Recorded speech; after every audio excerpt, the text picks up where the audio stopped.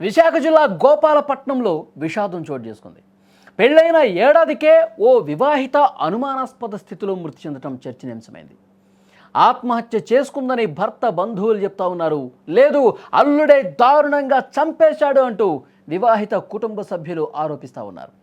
అనకాపల్లి జిల్లా అచ్యుతాపురం మండలం దుప్పతూరు గ్రామానికి చెందిన విజయశ్యామలకు 2024 డిసెంబర్ 6న చోడవరం మండలం గోవాడ గ్రామానికి చెందిన దేవాడ దిలీప్ శివకుమార్తో పెళ్ళైంది.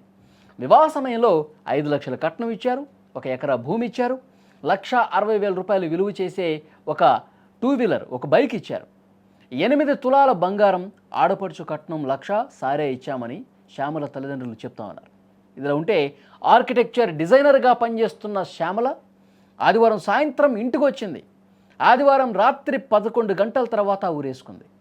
అదే సమయంలో ఇంటికి వచ్చిన దిలీప్ శివకుమార్ తలుపు కొట్టినా సరే తీయకపోవడంతో విరగ్గొట్టి వెళ్ళి లోపలికి వెళ్ళి చూస్తే శ్యామల ఊరేసుకుని కనిపించింది.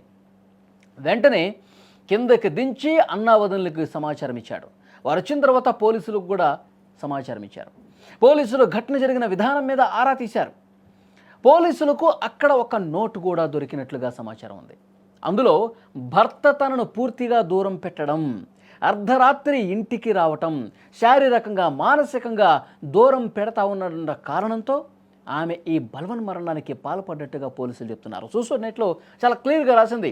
భర్త అసలు కనీసం పట్టించుకోవట్లేదు, సరిగ్గా మాట్లాడటం లేదు, నన్ను దగ్గరికి తీసుకోవటం లేదు, చాలా చిత్రహింసలకు గురి చేస్తూ ఉన్నాడు, మనోవేదనకు గురి చేస్తూ ఉన్నాడని చెప్పి అందులో ఆ సూసైడ్ నోట్లో చాలా స్పష్టంగా పేర్కొన్నటువంటి పరిస్థితి ఉంది.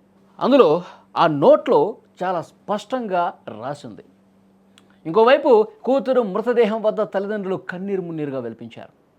తమ కుమార్తెను అల్లుడే చంపేశాడని ఆరోపిస్తూ ఉన్నారు. తమ కూతురు చనిపోయిన తర్వాత తమకు కనీసం సమాచారం ఇవ్వకుండా అన్నా వదినలకు సమాచారం ఇచ్చాడు, అంటే ఈ కేసు నుంచి తప్పించుకోవడానికి ఒక ప్రయత్నం చేశాడని కూడా ఆమె కుటుంబ సభ్యులు చెప్తా ఉన్నారు. వారు వచ్చిన తర్వాత పోలీసులకు చెప్పడం ఇదంతా ఒక ప్లాన్ ప్రకారం, ఒక పకడ్బందీగా పథకాన్ని రచించి ఒక ప్లానింగ్తో చేశారని కూడా వాళ్ళు ఆరోపిస్తున్నారు. ఎకరా భూమి గురించి పలుమార్లు అల్లుడు ఫోన్ చేసి అడిగేవాడని తల్లి రోజారమణి కూడా ఆరోపిస్తూ ఉంది. తమ కూతుర్ని వాళ్లే పొట్టన పెట్టేసుకున్నారు, వాళ్ళకి తగిన విధంగా శిక్ష వేయాలంటూ రోధిస్తూ చెప్తున్నారు.